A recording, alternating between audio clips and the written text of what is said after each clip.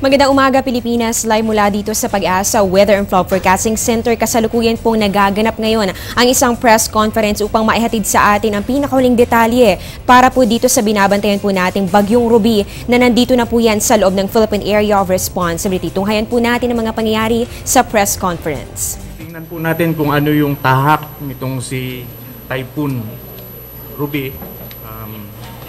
Chris? Okay, thank you very much, Dr. Malano, sir.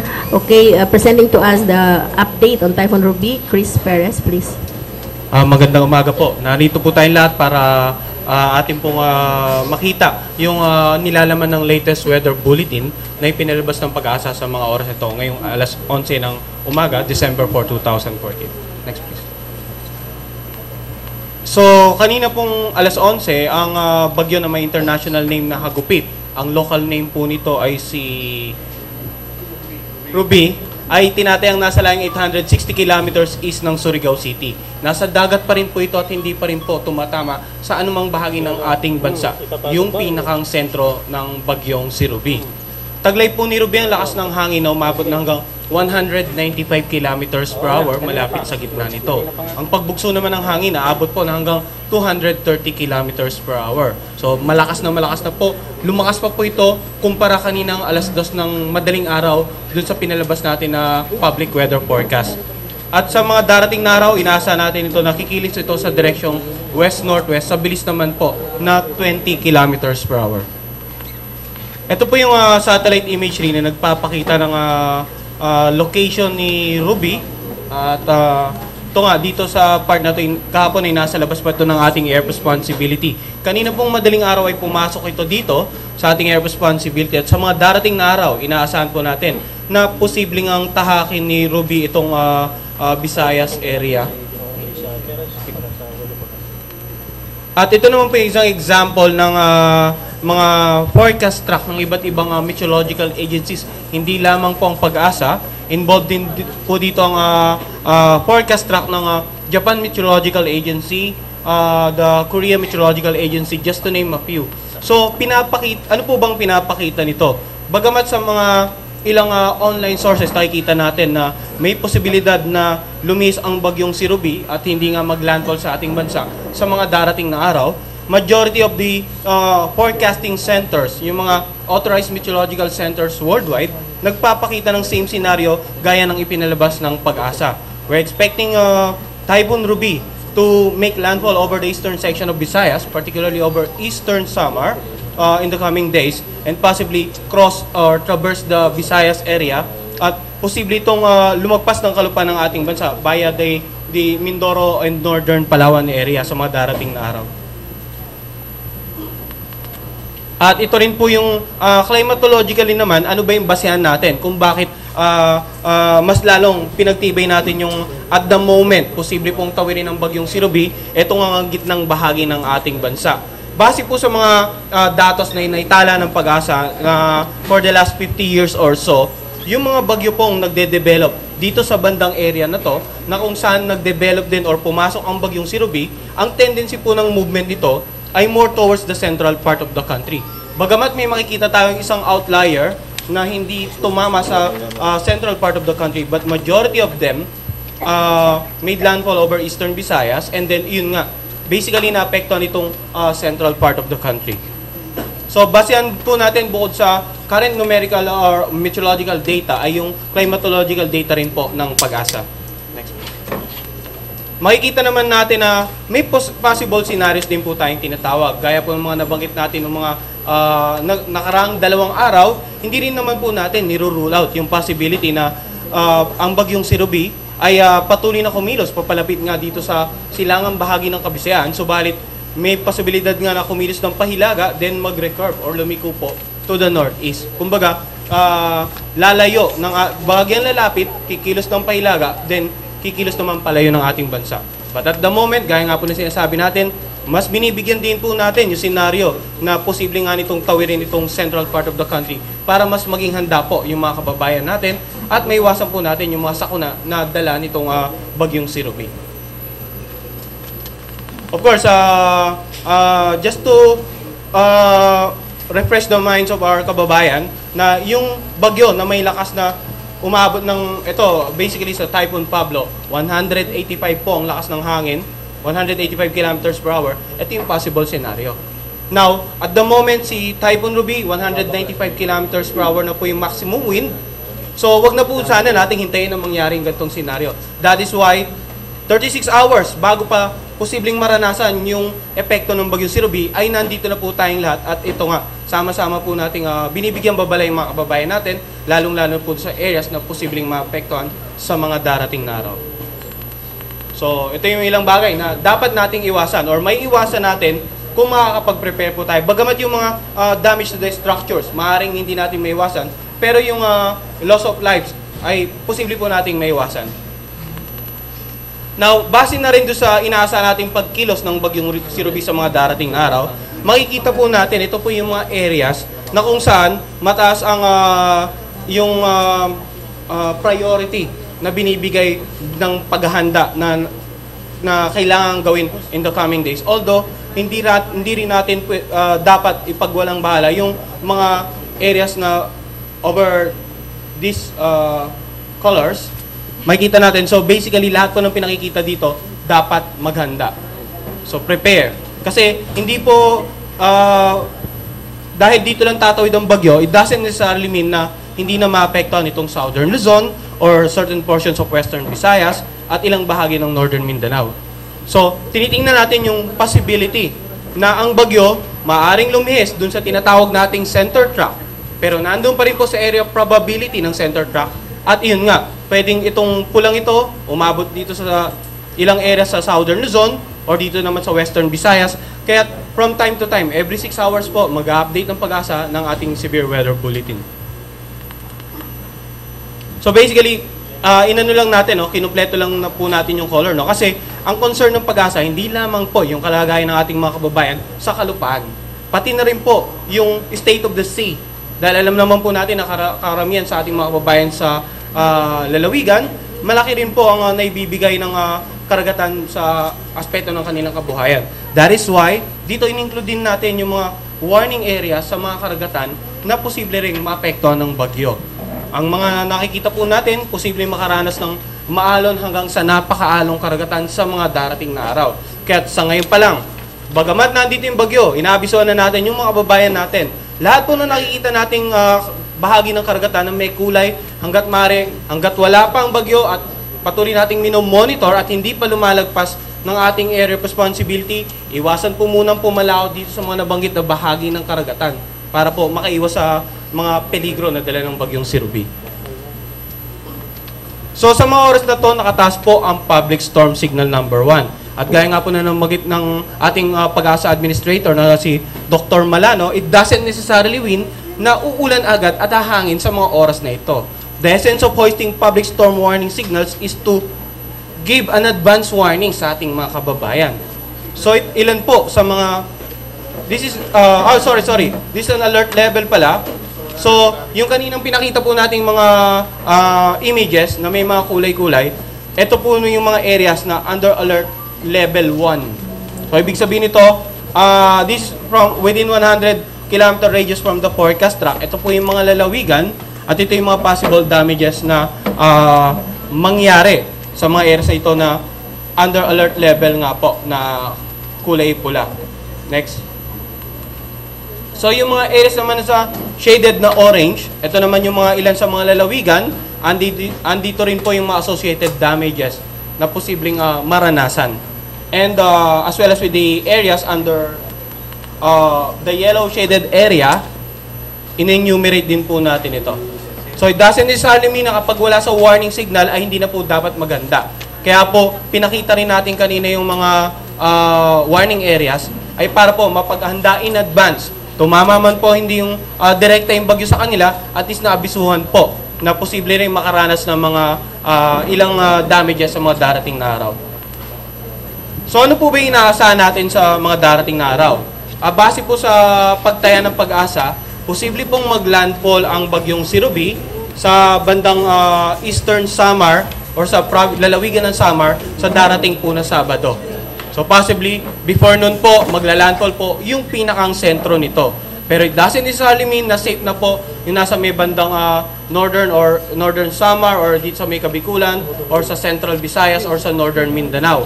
Malawak po ang bagyo. Ang pagtaya po natin around 700 kilometer ang diameter ng bagyong si Ruby.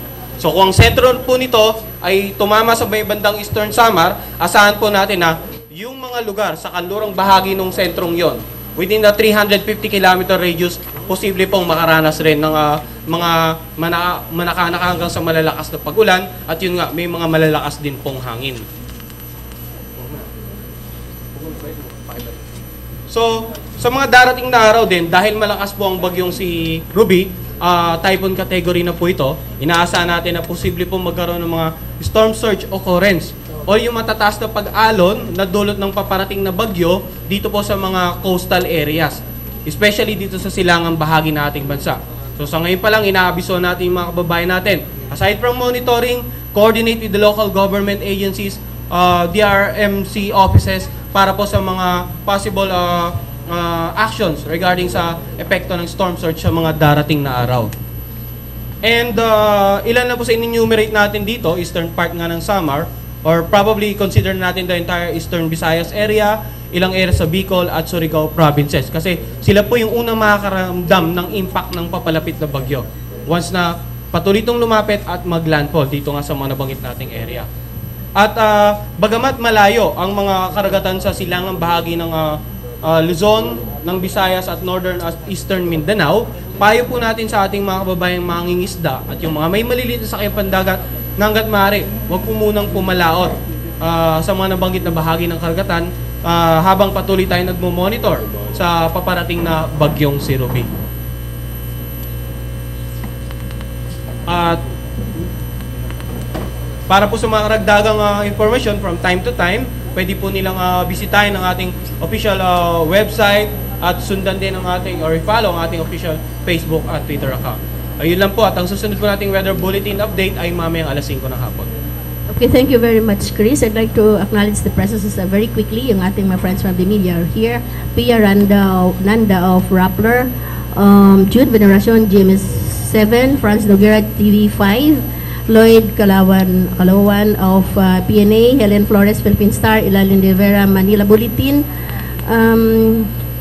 Johnson Manabat, the DZMM, Marie Viculian, Panahon TV, Ina Andolong, News 9, Gwen De La Cruz, Rapper, Chus Denio of DZWB, Ray Pelayo, UNTV, Amor La Rosa, Panahon TV, Tomas Lagos, of course, of Panahon TV, Mervin Lianza, I'm sorry, of IBC 13, Val Gonzalez, DCRH, Rambo Labay, DCXL, Richard Garcia, DCIQ, together with Erwin Aguilon, Inquirer Radio, Felix Dextor of DZXL, Vicente Gonzalez of Associated Press. Ayun po.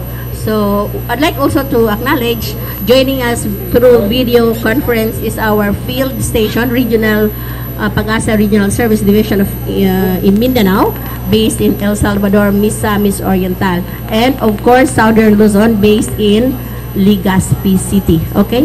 So, question? Yes po.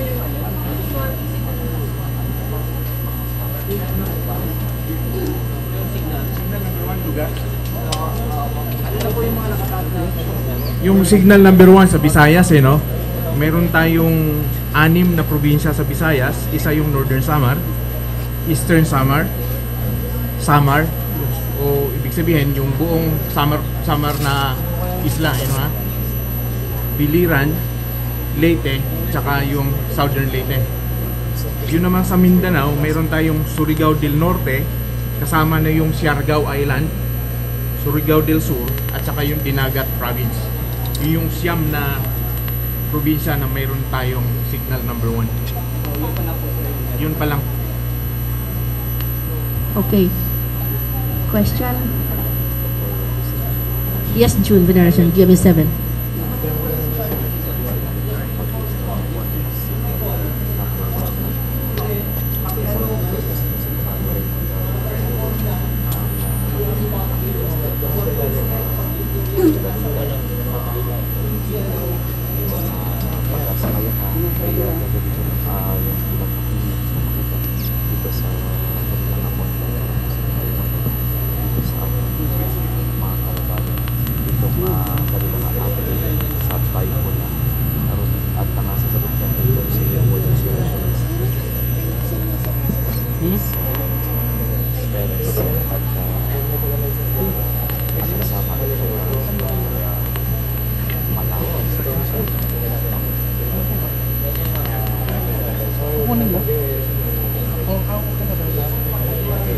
kulay na yan ay mayroong, yung kulay pula is within 100 kilometers from the center. From the center nung ating track.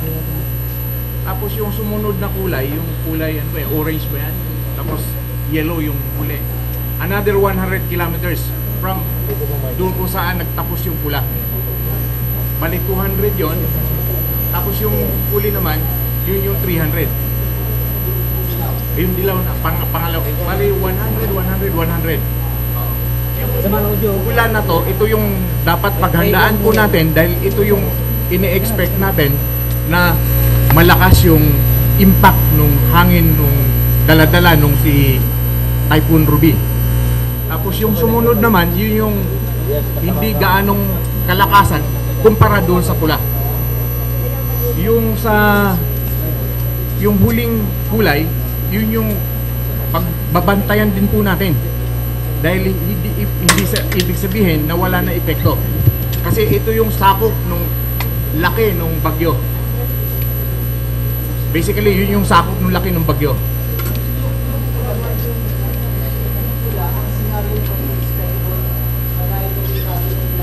Maaring ganun ang mangyayari. Habang lumalayo, magkakaroon ng less impact yung hangin doon sa habang lumalayo. Question from Pia, yes.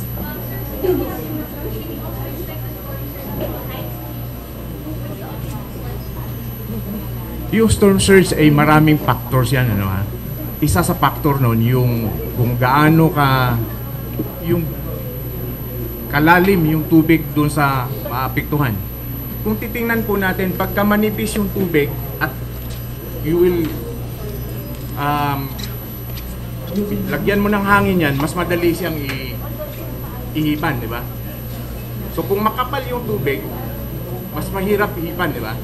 Ibig sabihin, pag manipis, kamukha, ito lang yung sinasabi nating example parate. Yung itong sa Bangladesh, kung iisipin po natin, 160 kilometers from the coastline, 160 kilometers from the coastline, ang depth ng tubig noon ay 9.1 meters ang average. So ibig sabihin, manipis lang talaga yung tubig ng Bangladesh. So kung matatandaan po natin yung 1970, may palabas pa sa TV noon, umabot ng 300,000 yung namatay. So ang isa sa vulnerable na area dito sa ating lugar na sa Pilipinas, itong sa Tacloban. Basically yung eastern section ng Philippines, dahil hindi lang sa tubig, dahil manipis o makapal yung tubig, dahil doon dumadaan yung bagyo. So kung malakas yung hangin, generally nagge-generate ng storm surge yan. Tumataas lang yung storm surge base lang doon sa configuration ng bay or yung doon sa nipis or kapal ng tubig.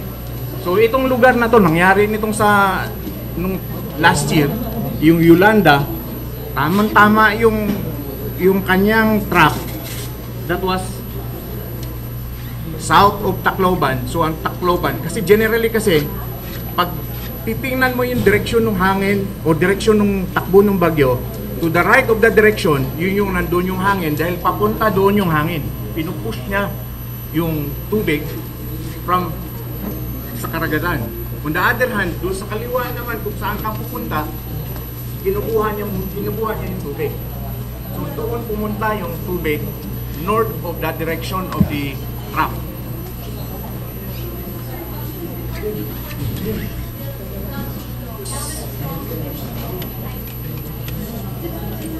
Kung sa ngayon,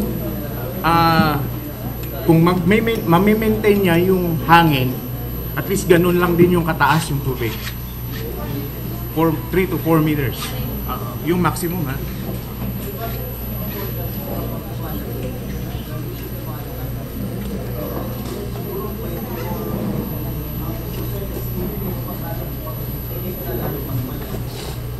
So kung lalakas yung hangin, kung aabot siya ng 225 kilometers per hour, bahagyang tataas yung height ng surge. Kasi sabi ko nga kanina, depende yung height ng surge, dun din sa hangin na nagtutulak sa kanya.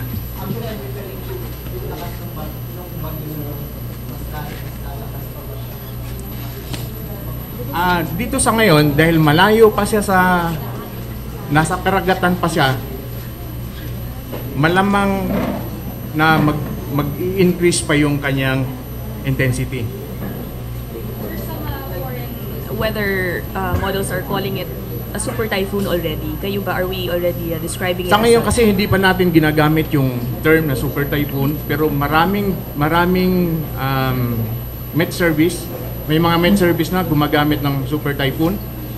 Sa atin ay we are planning to adapt the term super typhoon by next year. Pero ang kailangan nga kasi natin i-inform natin yung ating mga gumagamit ng ating mga information para hindi naman lang siguro magkakagulo-gulo kung ano naman ang meaning nitong super typhoon, kung ano naman yung kaakibat na signal kung magkakaroon man ng panibagong signal system.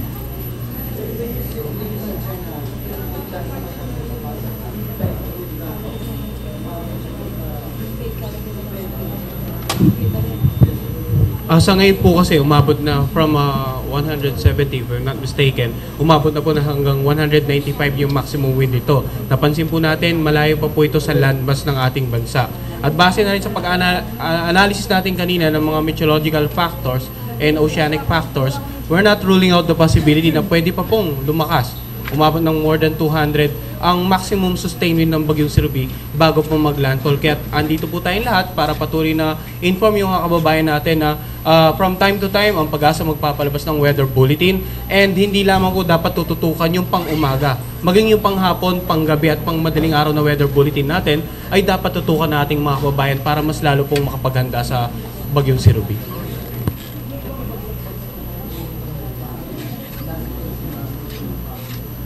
Yes, that time Pablo po is 185 ang lakas ng hangin, 185 kilometers per hour. Now, one of the purpose kung bakit in-include natin yung image na is that to remind people na si Pablo 185 kph ang lakas ng hangin, ganito ang naging senaryo, then posible pang mangyari yung mga ganitong senaryo sa mga darating na araw with regard sa Bagyong Sirubi dahil sa current intensity nitong bagyo na to.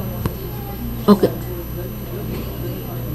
Well, titingnan po natin yung factors, no, depende pa rin po sa lakas ng hangin na posibleng umabot. Dahil kung, for example, yung pinaka-outermost or yung pinaka-outermost part of the typhoon, ang lakas ng hangin doon is roughly around 40 to 60 kilometers per hour lamang po, ay hindi naman natin na-anticipate na totally mag-a-uproot or magpapatumbay ito ng mga puno. That is why may mga kaakibat po yung storm warning signals na mga possible impact and damages kung mapapansin po natin sa ating weather bulletin. Depende po sa lakas ng hangin na mararamdaman yung possible damages na mararanasan isang lugar. Okay, we have question from Johnson, so now na si Johnson, and then followed by Franz, then Donna.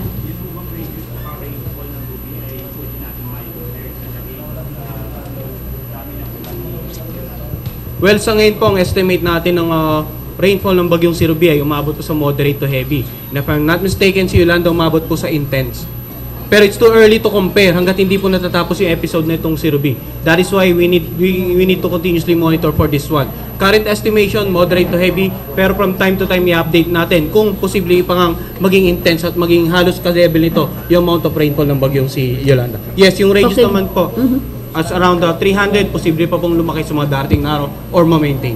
Well, question from Franz is now recognized. Franz Noguera.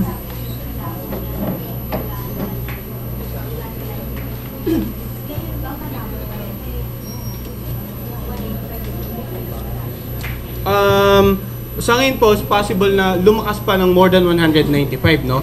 But Yolanda is around 200, 235, ganun po. So, hindi natin niro-roll out yung continuous intensification, but at the moment, it's too early to tell kung lalagpas pa nga ito sa intensity ni Yolanda. Posible pa pong lumakas, more than 195 sa mga darating na araw.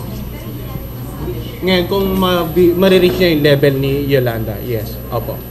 Question from Donna is now recognized. Sa ngayon, wala pang indication na marireach yung kay Yolanda. Walang indication na marireach.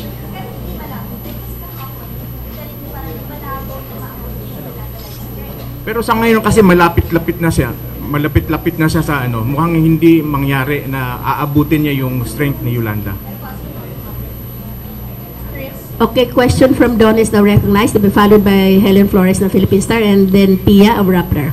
Because you have the scenario 1, right, which is it's most likely to happen, but there's also the scenario 2, which will possibly like recur. That's your outlier, right?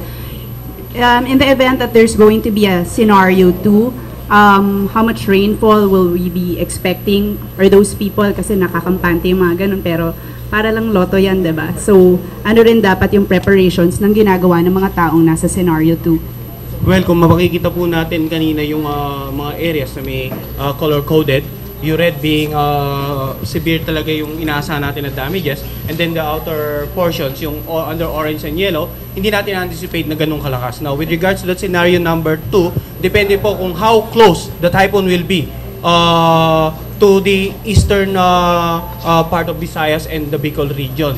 Let's say for example, within 350 km, nandun siya sa pinakang 350, then we're probably expecting moderate to heavy lamang po na paulan sa mga areas na yun. But if the typhoon moves closer, in less than 100 kilometers, ang lapit ng sentro or nung mata ng bagyong si Ruby sa eastern Visayas or possibly the Bicol region, then we will expect more rains will fall over the said provinces. And then what will be the factors that can lead to a scenario 2? Well, other atmospheric factors, high pressure area moving eastward, yun po ang mga posibleng malalaking impluensya sa magiging movement ng bagyong Ruby sa mga darating na araw.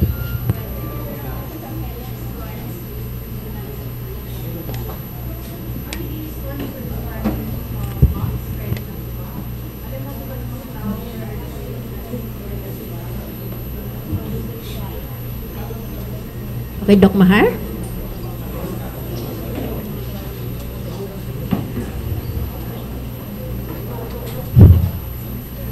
Maraming salamat sa tanong niyo. Ano pangalan niyo po?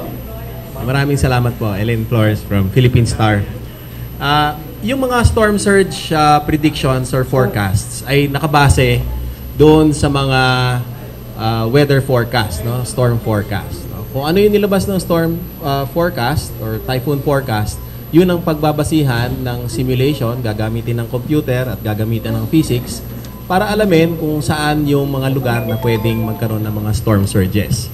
At base doon sa mga pinakahuling simulations, actually ang nagamit dito ay kaninang mga alas 2 at alauna. Meron kaming pinapaandar ngayon na lumabas ng alas 5 na typhoon forecast. So lalabas siya ulit ng siguro mga 12:30 at ilalabas namin yung listahan na yon.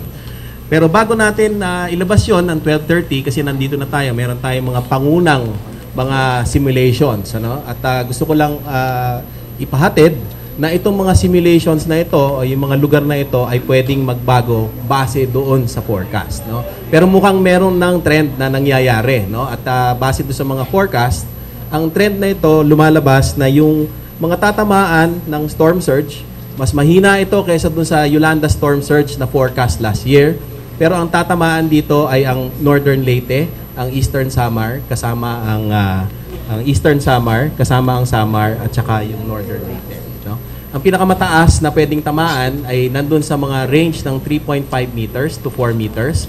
At pinakamataas na namin na nakita ay nandoon sa may bandang Carigara, Leyte at Babatngon, Leyte. No? Kasama dito yung Eastern Samar, dito sa bandang lugar na ito, at saka doon ulit sa lugar ng meron Tacloban Strait. Ang nagkulang noong last year, bagamat meron tayong listahan ng mga lugar, no, na taas, ang kulang last year ay yung pagsasalarawan ng ano ang ibig sabihin ng 3.5 meters to 4 meters. Kasi kung ang baybaying dagat mo ay matarik, haharangin niya yung tubig papasok.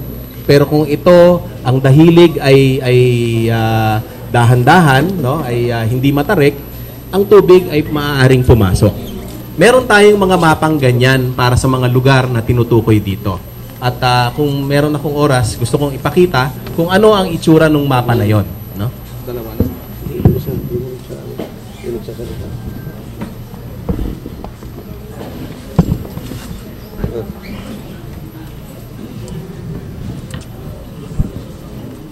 Tanggalin mo muna ito. Yan. Sige, tanggalin mo muna.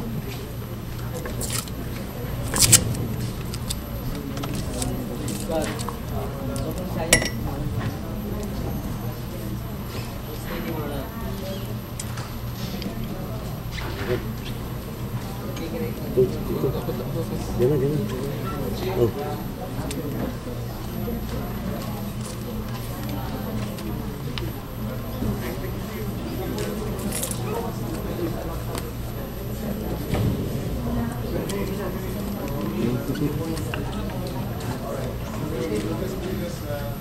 Alright, balikan po natin yung presentation ni Dr.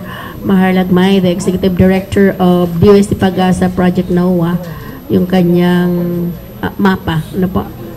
So maybe kung meron pong questions other than the Pia Rappler.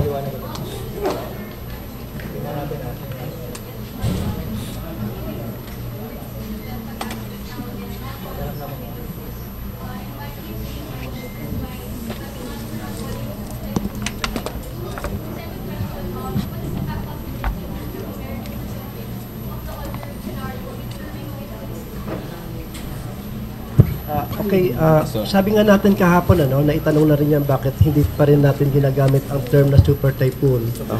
Sabi nga natin, nagkaroon na kami ng definite na issuance ng super typhoon at it will be implemented next year. Kasi bago namin implement ang mga new terms, kailangan namin magkaroon ng information, education, communication campaign sa mga tao, community, para maintindihan nila. And ang super typhoon na term natin yan ay equivalent to 220 kilometers per hour na maximum wind and above. So ang mga bagyo na more than that ay tatawagin natin super typhoon at ang unang bagyo na darating next year at magiging ganitong maximum wind ay gagamitan na po natin ng super typhoon. At the same time, yung public storm warning signal number 5 ay pinag-aaralan na rin po namin at yun po ay i-implement natin. Ngayon, itong tanong mo for the purpose of kung bakit nakikita na po natin ngayon ang pinaka most dominant na pagpunta ng bagyo, track ng bagyo ay dahil na rin po sa climatological, we use the numerical, and of course, yung ating mga analysis and equipment ng Pag-asa nag-i-indicate na lahat ay pumupunta sa direction na yan. No? Although there are some outliers niya na sinasabi, but majority ay halos papunta na roon. Kaya sabi nga namin, kapag malapit na ang bagyo at we have so much data at nandiriyan na po, meron na pwede na po kaming magbigay ng definite na direction. At of course, hindi pa rin natin isinasangtabi yung magkaroon ng recurving. But we gave them a slim chance na po dahil maliit yung sabi natin ang other system na makaka-apekto ay mahina. So ang probability pa rin natin talaga ay towards landmass po and eastern Visayas po. Is it still 75-95? Sir, is it still 75 Pascal? Sabi lang tayo.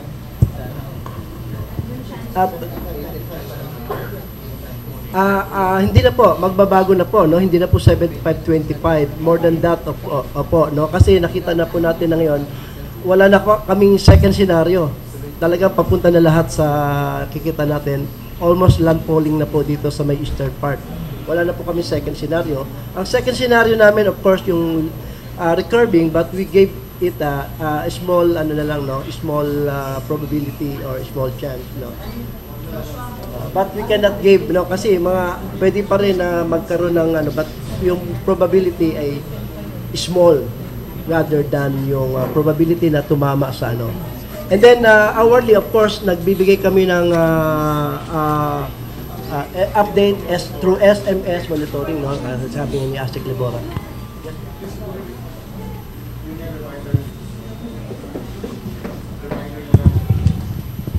Siguro yun nga po, yung reminder na lang sa lahat, manatili po nakamonitor dito po sa Pag-asa at yung mga radio partners and TV partners, no, dahil we have to monitor this as it approaches ho yung ating land area at really monitor this for yung mga continuous development po niya. No? Now more than ever, because ito nga po, ano yung sa binanggit po natin na characteristic ng bagyo.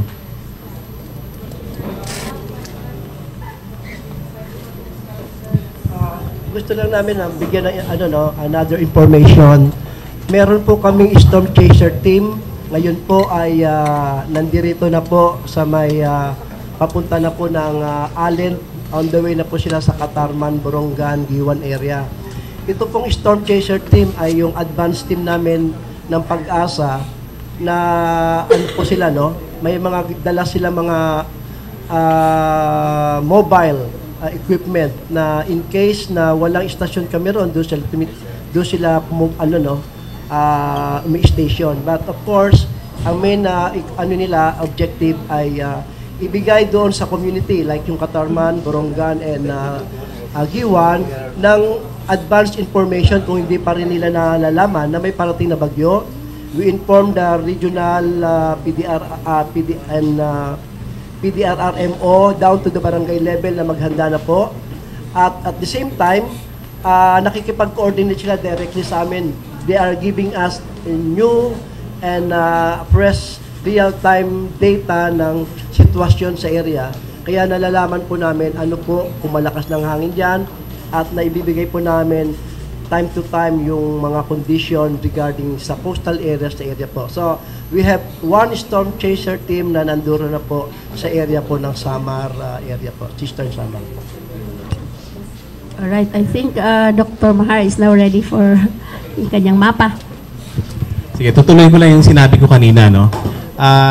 Nung nakaraang taon, bago humagupit ang Yolanda, nakapaglabas ang Pag-asa ng taas ng tubig at saka mga lokasyon ng pwedeng tamaan ng storm surge. Bagamat meron tayong mga lugar at saka taas, no? Mahirap ito i-convert, no, isalarawan sa bawat dalampasigan ng Central Philippines region kasi napakalawak. We are the third longest coastline in the world, no? Ang pagsasalarawan na yon ay nangangailangan ng mapa na katulad nito. Halimbawa, sinabi natin na 3.5 meters or hanggang 4 meters, iba-iba ang pasok ng tubig sa iba't ibang lugar. Ngayon po ay meron na tayong ganitong klaseng mga mapa, no? Para sa lahat ng tatamaan ng bagyong Hagupit o Ruby, ganito po ang itsura. At sinasabi dun sa mga pangunang simulation, no, na mga models, na yung mga tatamaan ay nandun sa Northern Leyte, kasama ang Eastern Samar, at kasama din yung dun sa Tacloban Strait, no? At ito ang isang ehemplo ng pagpasok ng tubig kung sakasakaling merong tayong 3 hanggang 4 na metro na pagtaas ng level ng tubig dagat nang dahil sa bagyo.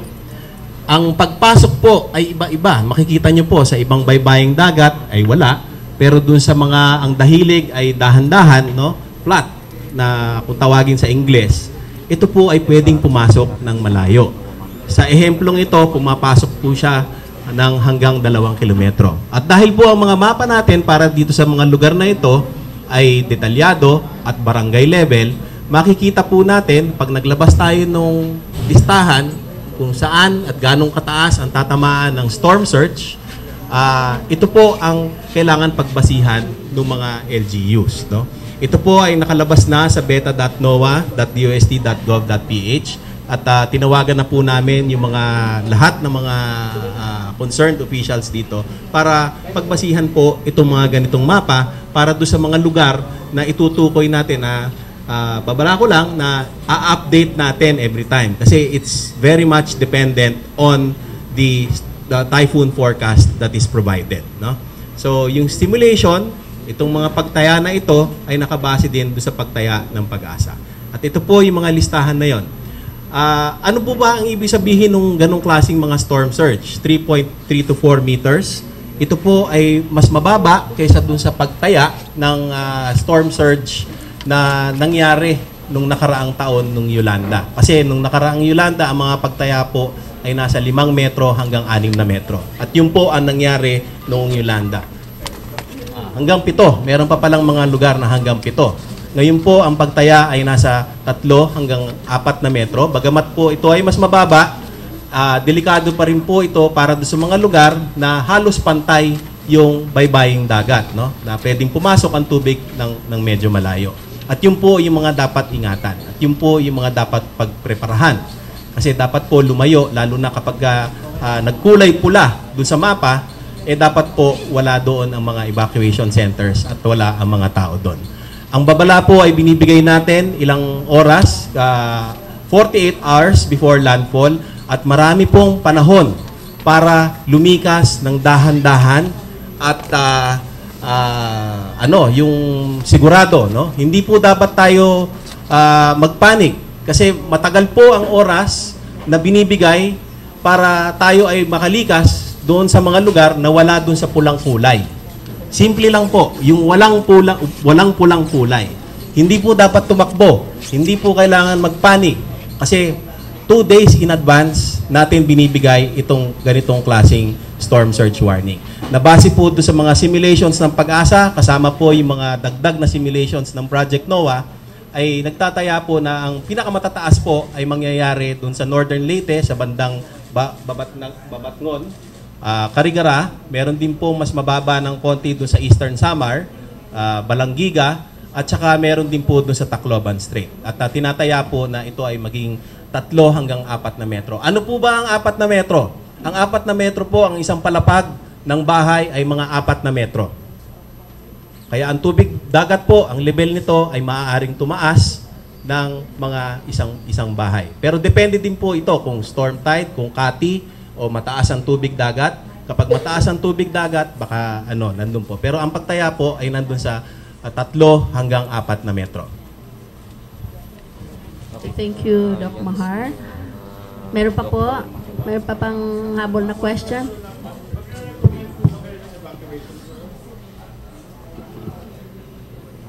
Recommend ang evacuation.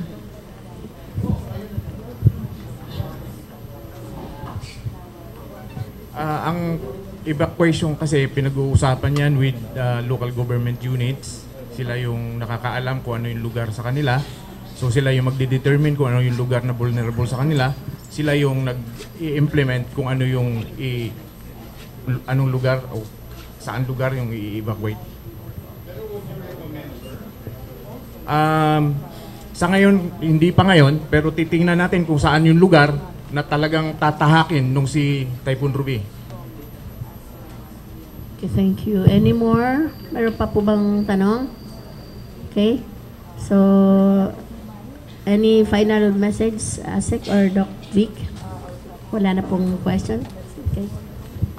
Paalala ko nga yung sinasabi natin na every 6 hours, mayroon tayong bulletin, pero mayroon tayong hourly update kung saan nandoon yung bagyo para kung halimbawa lumihis man siya ng konti, lumihis man siya ng bigla, ay matututukan natin hourly kung saan pumunta yung bagyong si Ruby. So ito yung dapat natin makita kung paano nag-behave itong si Ruby dahil in as much as yung intensity niya ngayon ay nakikita talaga natin na intensifying, although hindi naman natin sinasabi na mag-intensify as kung ano yung strength ni Yolanda. So, ang tinitingnan na lang natin dito ngayon ay kung saan yung exact na pupuntahan ni Ruby. So, ngayon ay tutok tayo dahil ito yung dapat nating matutunan na yung bagyo talaga ay walang sinisino, walang tinitignan. Ang nakikita natin, dapat ay matuto tayo kung ano yung nangyari doon sa mga nakaraang bagyo. Bago lang sa atin, nung December 2011, mayroon tayong Sendong, mayroon tayong Pablo noong 2012, mayroon tayong Yolanda noong 2013. So, tuwing December na lang mayroon tayong sana naman ay ito ngayon ay walang mapinsala. At gaya na sinabi ko, tutok lang tayo sa mga binibigay nating mga informasyon patungkol doon sa pagpantay natin kay Typhoon Ruby. Okay. Okay, thank you very much, sir. Of course, Asik Liboro, Dr. Malano, Dr. Judalida, Dr. Mahar. Chris for the presentation. Maraming salamat po sa inyong lahat. So next press con, we announce na lang po namin. We'll just invite you. Okay? Salamat po sa inyong lahat.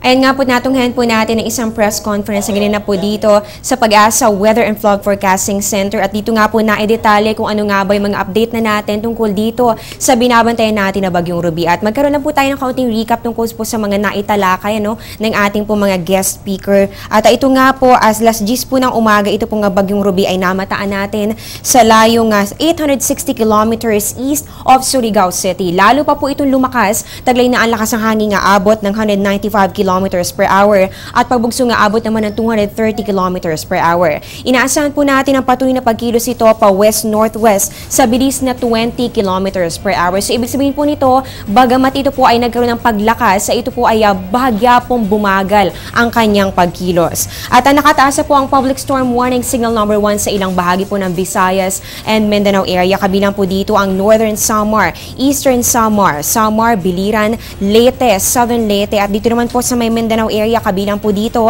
ang Surigao del Norte, kasama na ng Siargao Island, Surigao del Sur at ganun din ang Dinagat. Inaasahan po natin ang lakas ng hangin nga abot ng 30 to 60 kilometers per hour within at least 36 hours. At naibahagi rin po ni Mr. Chris Perez na isa po sa mga weather specialist ng Pag-asa na yung mga models po na nakikita natin dito po sa Pag-asa ay halos the same scenario rin sa iba pang mga meteorological agency. At so ito po ang basihan po natin, nakikita po natin na mas malaki po talaga yung tsansa na ito ay tumama dito sa may Visayas area. Base po ito sa climatological at ganun din po sa numerical data ng Pag-asa. So majority po talaga ay nagpapakita na malaki yung tsansa na ito ay maglandfall. Inaasahan nga po natin na ito po ay maglalandfall dito sa may Eastern Visayas, saka po ito tatawid dito sa Visayas region at lalabas po yan ng ating landmass via dito po sa may Mindoro and Northern Palawan area. At inaasahan din po natin na ito pong Bagyong Ruby ay meron din po posibilidad na meron po mag-recurve pa rin. At ang mangyayari po dito, lalapit po yan dito sa Eastern Visayas, saka po ito magre-recurve. So ibig sabihin po nito, magkakaroon pa rin po yan ng epekto, maglandfall man o hindi, kahit po yan ay mag-recurve, lalapit po yan dito sa Eastern Visayas at magdadala po yan ng moderate to heavy rains dito sa Eastern Visayas at ganoon din po sa ilang areas ng Southern Luzon and Mindanao. Inaasahan din po natin na ito po ay mangyayari at syempre po wala pa naman po tayong indication na aabutin ng Bagyong Ruby ito po intensity ng Bagyong Yolanda, pero hindi pa rin po natin inaalis ang posibilidad na ito ay mangyari. Ito po mga areas naman na priority po ang paghahanda, inaasahan po yan dito sa Southern Luzon, buong Visayas at ganun din sa may Northern Mindanao. Para naman po sa ating sea condition, asahan po ang rough to very rough sea condition. Dito po yan sa mga malalapitan po ng diameter nito po Bagyong Ruby habang yan po ay lumalapit dito sa ating kalupaan.